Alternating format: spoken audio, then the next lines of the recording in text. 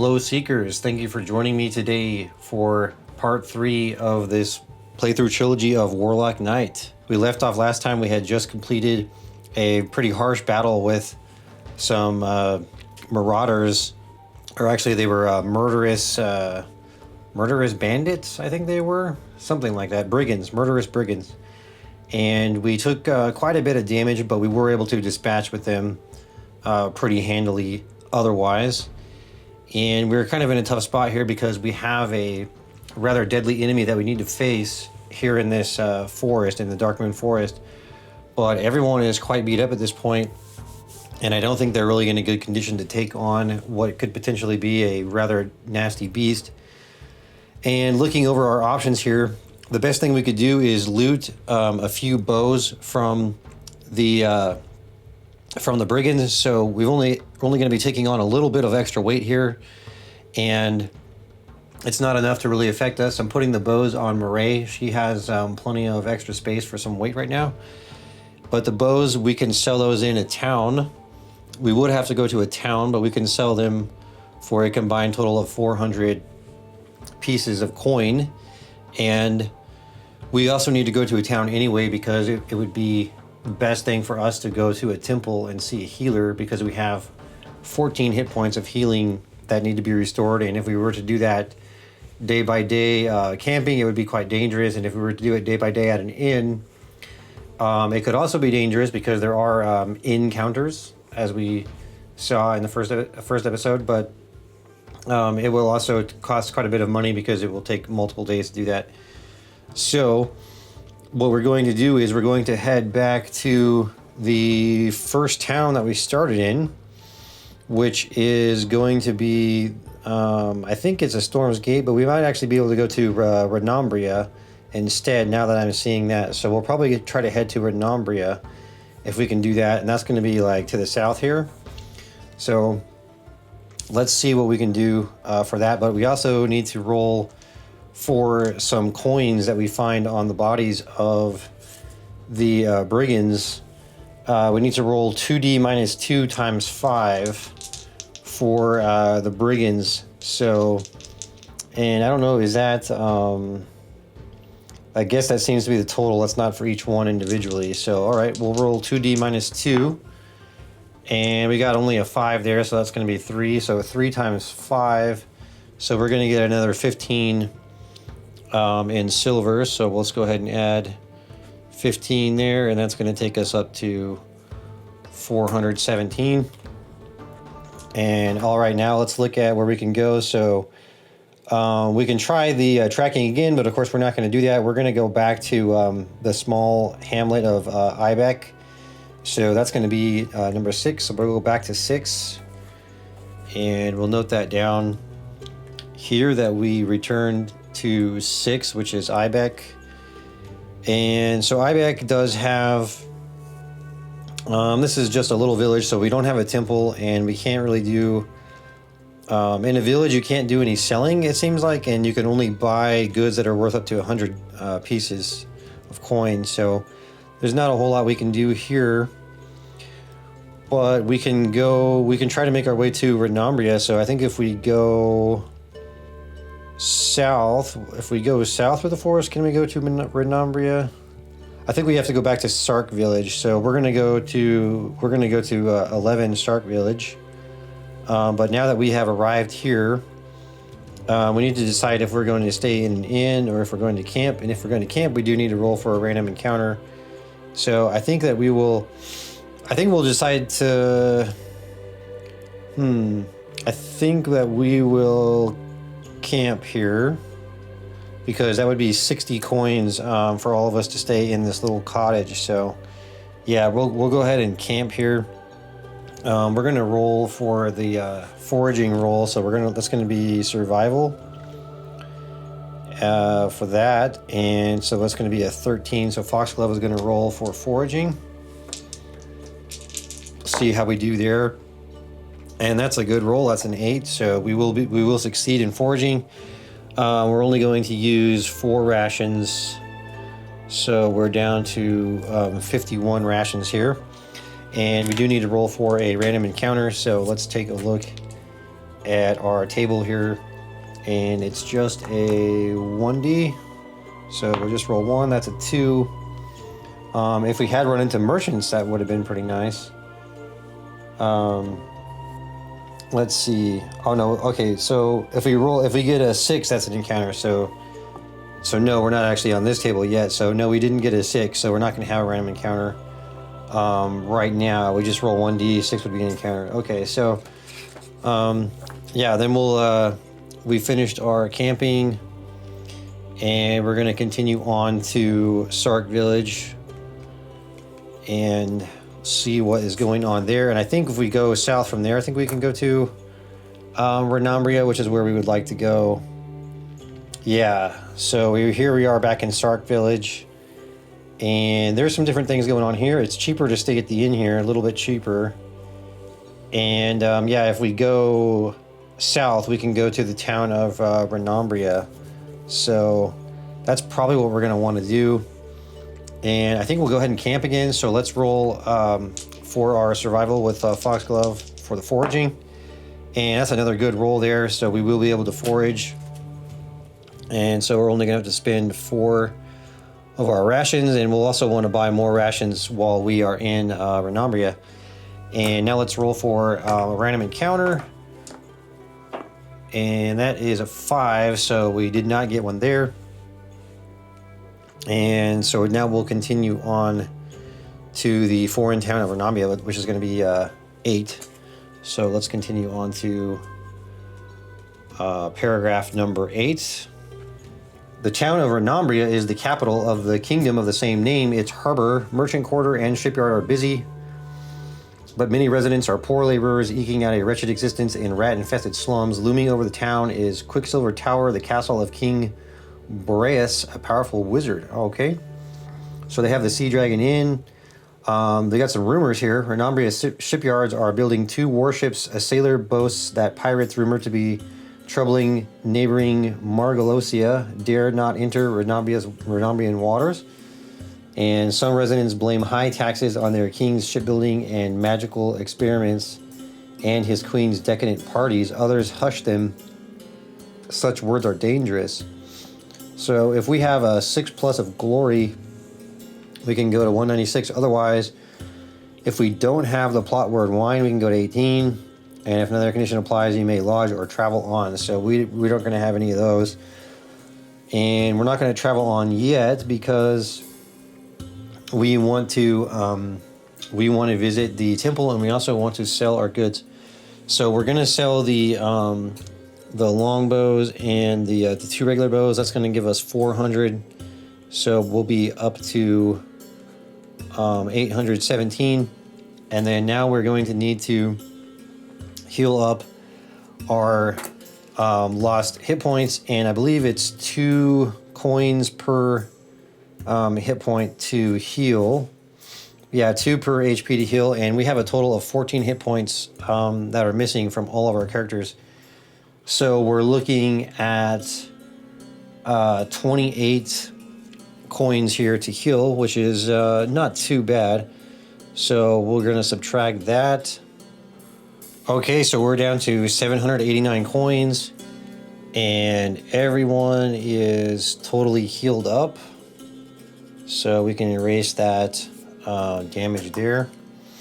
And we've got everyone back to full health. So now we can make our way all the way back into the forest, but we're gonna have to stay here for the night. So let's see, how much did they want for the inn? I think it was 30, which is pretty expensive. We'll probably just go ahead and do some foraging and camping again.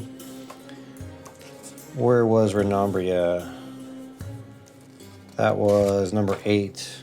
So yeah, 30 for the Sea Dragon Inn. So we'll just go ahead and camp, and we're gonna roll for foraging, and that's gonna be an 11, so that's okay. But I'm just remembering now that we need to buy some rations. So let's look at buying some rations first.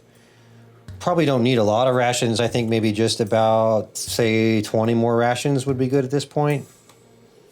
All right, so rations are 2 coins each, and we want to get 20, so that's going to cost us 40 coin.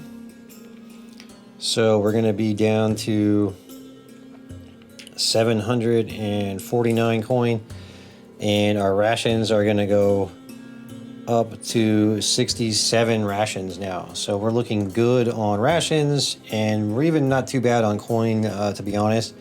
But we of course would like to get that 600 coin payoff for finding this monster in the forest there. So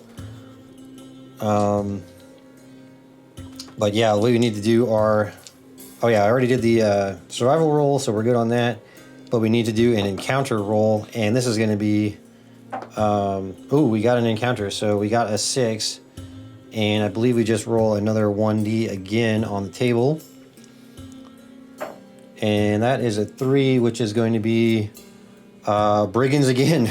We have met brigands again, so this is going to be 1d3 plus 1 brigands. So we'll just roll a d6 and see what we get here. So we got a 2, so that would be 3.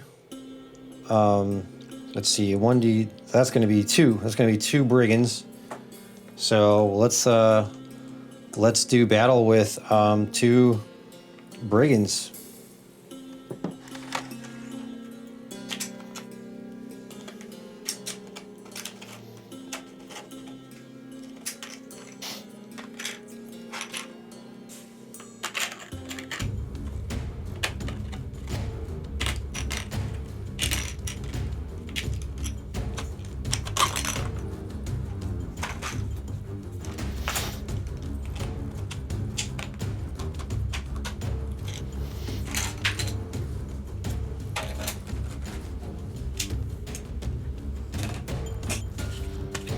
Okay, so this time we are basically on the outskirts of the Renambria town, and we're kind of making our way down through the street, and the brigands and marauders have come upon us. And in this case, I'm going to be using another one of the brigands. This is Ama Lafrida, and so we have not fought her before, but we did fight the other 3 brigands that there are. And then just to make things a little bit different, I went ahead and got this guy who is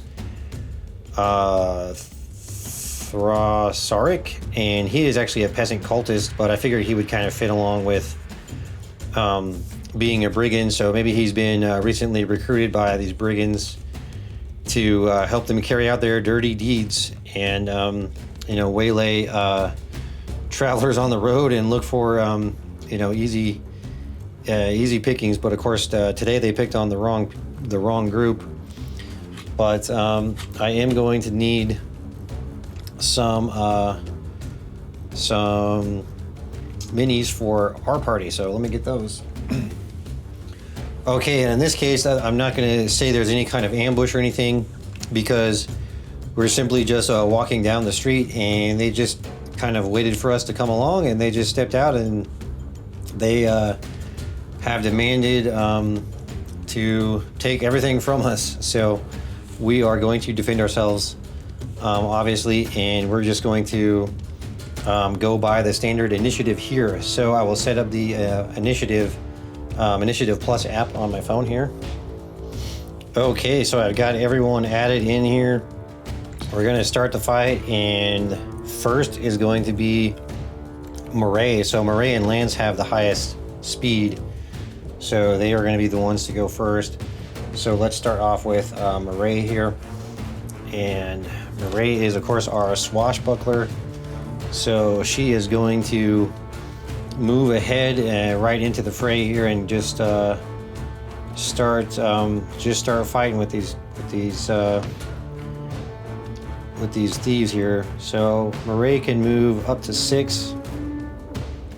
So she could actually move maybe to here. That would be 5. And she could do a move and attack, which would be a -4.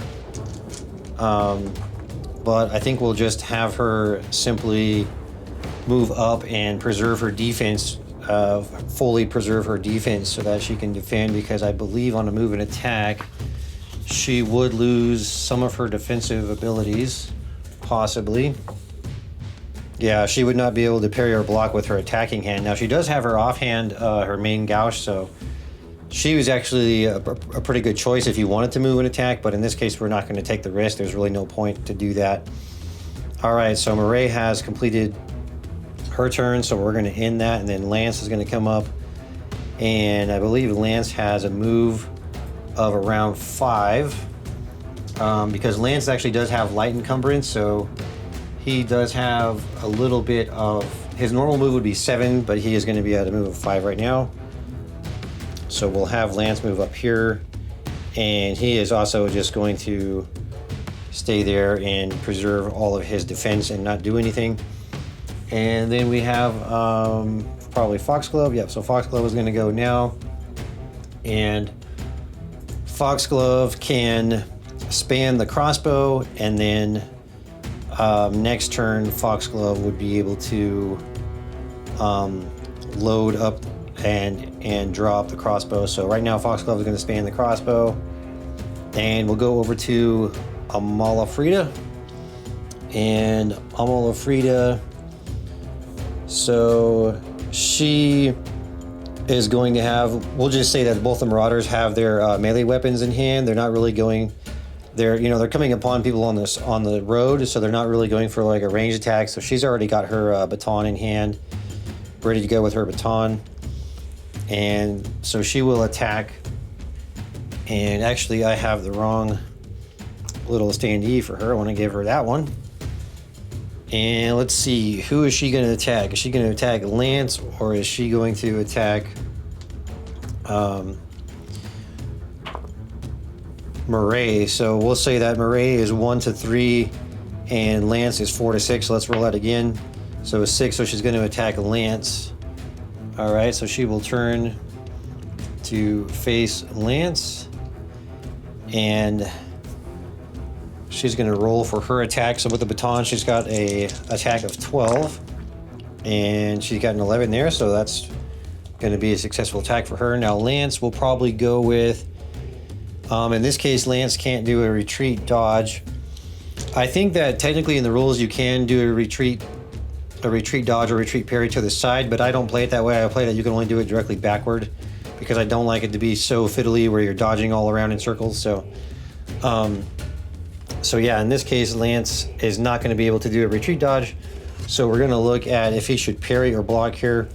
And I guess we'll just go ahead and go with a block. From the front, if he's blocking from the front or from the sides, he has a +1, so his block is going to be 12 here.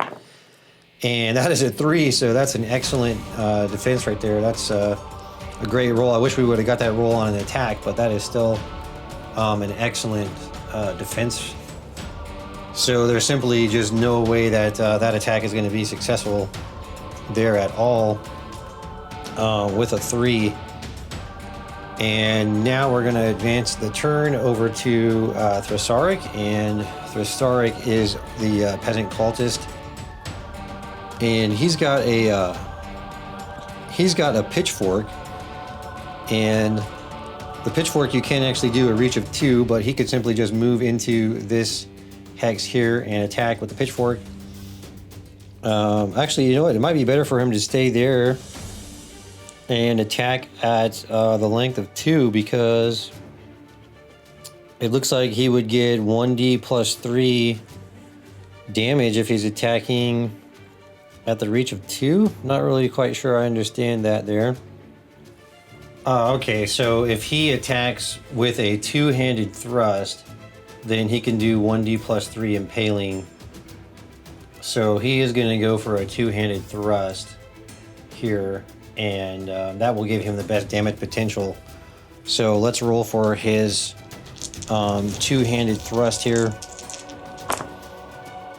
And he got an 8, so he did really well there. He was able to pull off that attack. And now we're going to have Murray go for probably go for a retreat dodge here, so she could dodge back to here, and that would give her I believe a +3 for that. Yeah, so she would get a +3 to dodge, or if she's parrying with a rapier or a main Gao, she can also get a +3. So maybe we'd be better off going with parry. So she's going to do retreat parry. That's going to give her a skill of 15, which is pretty high. And it's a good thing that we did that, because that is a 16 and we still did not pull it off. So unfortunately, he's going to hit here. And we're going to roll a 1D, and that's a 4 plus 3 is going to be 7. And Ray has a DR of 1, so she'll reduce that to 6. And then that's going to be times 2, which is 12. So Murray has just been run through by this cultist with the pitchfork. Very, very unlucky roll right there. So Murray is now down to 0, and Murray will need to roll for a knockdown check and a consciousness check, and that's going to be 11, so she will not be knocked down. And then we'll also roll for consciousness, and that's looking pretty bad. That's a 15. So Murray is now unconscious, and Murray is completely taken out of the fight at this point. One single thrust of a crazed cultist with only a 10 skill and pitchfork, and Murray is out of the fight and now at 0 HP. So that is an awful stroke of bad luck right there. Okay, so let's end the turn, and this would be Murray's turn, but Murray is pretty much out of the fight now. Let's reduce her HP down to 0, and she is unconscious. I think actually that Murray can make a consciousness check here. Yeah, so we can make a health roll here to awaken, but she can only do this once per hour, so this is going to be our one chance to do this basically. So if she can get a 12 or less, and it looks like she's done it, she's got a 10 there. So Murray does reawaken, and she won't have to check for consciousness again unless she is injured again. So Murray has reawoken, but that's going to take all of her turn. All right, now Lance is going to get to go. Lance is going to attack Amalafrida here, and he will go with an attack with his mace, which is 2d plus 4 crushing.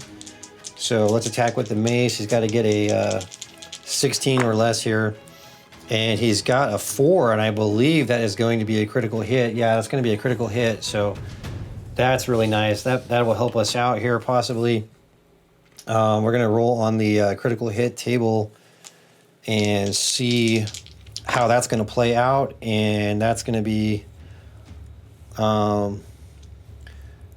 14, which if any damage penetrates the DR, you can treat it as a major wound regardless of the injury inflicted. Okay, so let's roll for damage. So this is going to be 2d for damage, and that is 6 plus 4, I believe.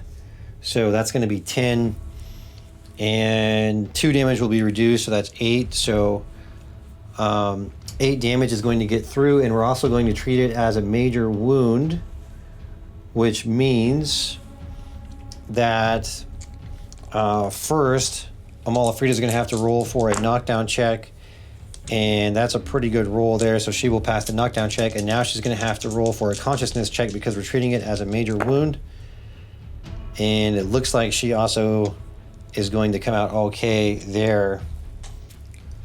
Okay, sorry, we didn't need to do the consciousness check. That's only when she has been reduced to 0, which 0 or below, which she hasn't. So it was just a knockdown check, which we would have done anyway because that was more than half damage. So anyway, Amalafrida just took 8 points of damage. So we're gonna go ahead and put that in, and she is now down to 3 HP. So she's pretty low on HP. So that was a pretty good hit right there. Foxglove now. Okay, so according to the rules here, we can take our shot now because of the heroic crossbow. We do have a -3 penalty with the heroic crossbow, but we also get the +3 accuracy bonus, so that cancels out. But we do need to take into account our range penalty here, and that's going to be a -3. So we're going to roll for Foxglove's crossbow with a -3 penalty, and Foxglove has a pretty good skill at 18. And we're looking at, that would be 15 there with the penalty, so that will be a successful roll. Now the only thing that Thesauric can do is to dodge this, and he's got a dodge of 9. And that is going to be too high at 12, so he will not dodge. So let's roll for damage on Thesauric here. It's going to be 1d plus 6 impaling. So that's going to be 3 plus 6 is going to be 9. And he has no armor, and 9 times 2 is 18. So Thesauric is dead. We're just with these two, we're saying that they are taken out immediately when they reach 0.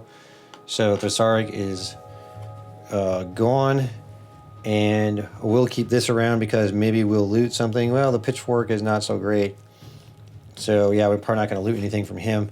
But anyway, Thesauric is down. One really well placed shot by Foxglove, a little bit of revenge for what happened to Murray. And now it's Amalafrida's turn, and you know what, in this case it would probably be good to do maybe even some kind of a morale check or something like that, but Amalafrida has overconfidence and impulsiveness, so maybe we'll do an overconfidence check, and if she fails her overconfidence check, then she will continue fighting to the death. Otherwise, she may try to retreat. So that's a 15, so she failed her overconfidence check, so she's going to fight to the death here. So, all right. And that may not be an exactly correct use of traits, but I think with some of these traits, it's quite fun to just sort of apply them at the GM's discretion. And certainly overconfidence would be one where normal morale may not affect a character if they are very confident in themselves, even at their own detriment. But all right, so Amalafrida will now attack with her baton, and she has rolled an 11, so that is going to be a successful attack with her baton. And we'll have Lance go for, it's probably going to be better for him to, we'll just have him block here, and that is not going to work. That's going to be a 14. So Lance will fail his block, which would be a 12 normally. So Amalafrida is going to do 1d plus 1 crushing. That's 5, that's 6. And Lance, I believe, against crushing, he only has a defense of 1. So that's going to be 5 damage to Lance there. So we'll take 5 off of Lance. Now he does not need to roll for a knockdown because that was not equal to half or more of his health. And Thesauric is out of the fight. Murray, okay, now Murray can still attack.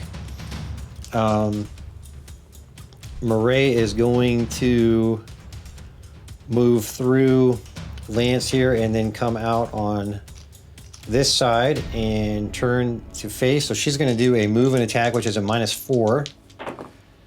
And that would be a 7, 8, 9, 10, 11. So her attack is successful. And we're going to roll for, Amalafrida is going to roll for a, she's going to do a retreat. She's going to do a retreat dodge here.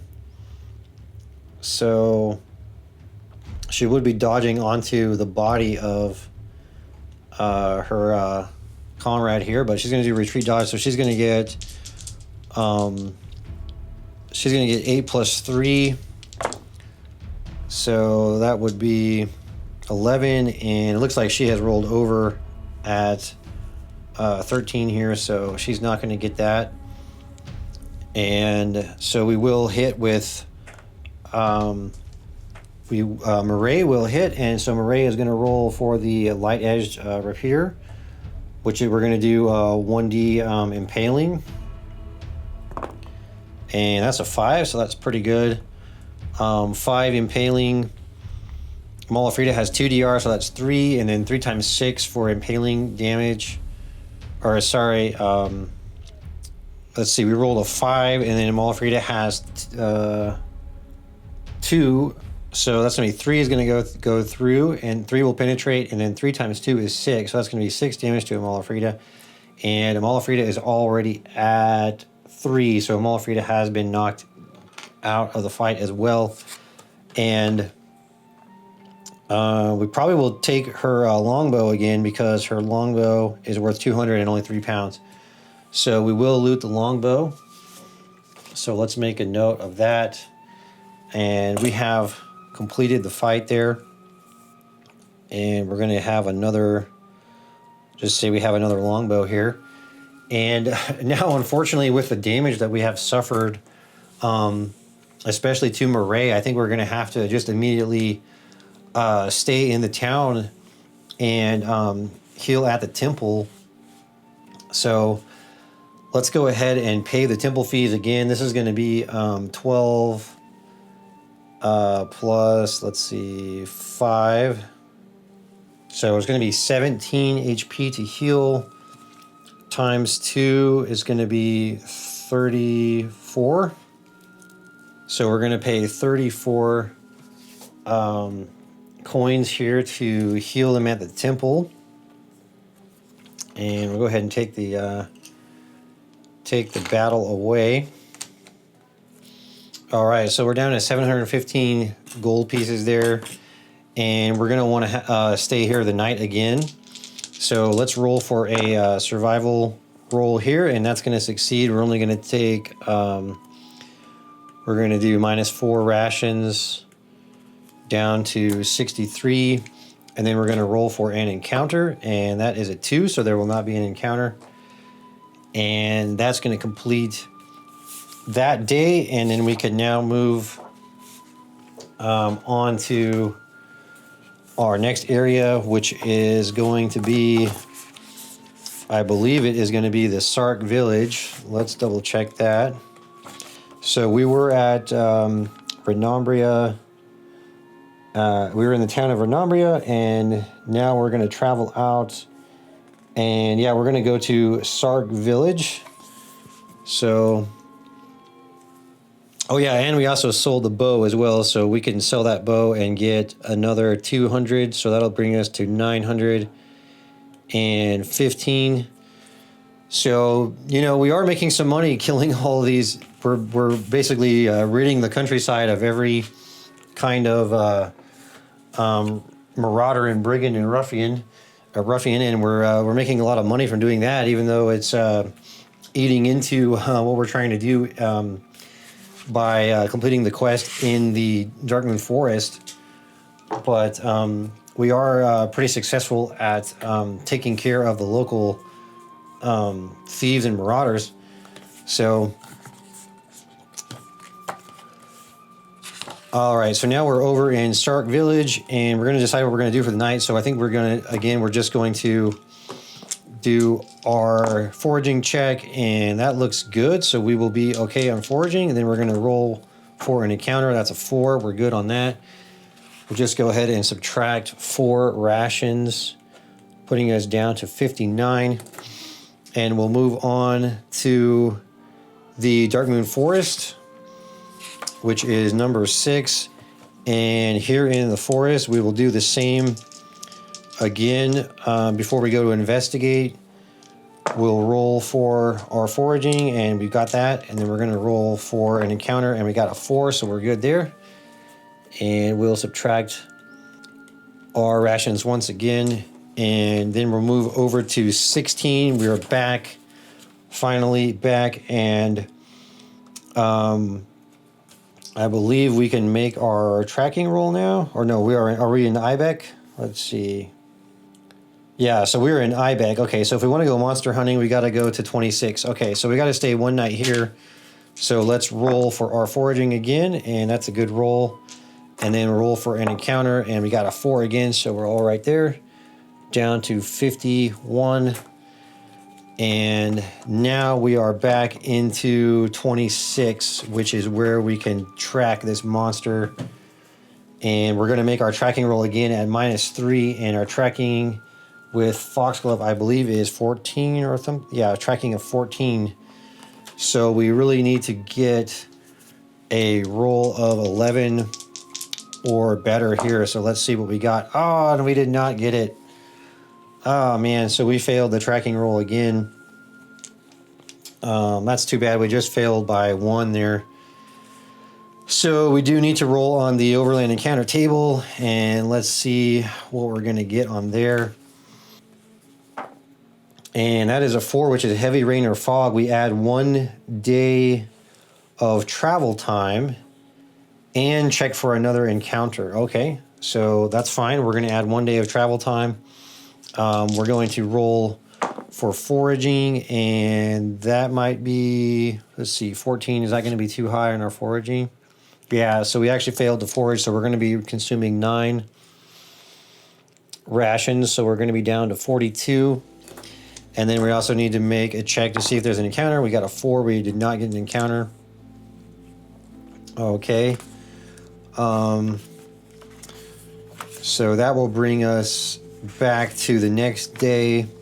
And I believe that we can actually make another check here. I'm not sure. Let's see.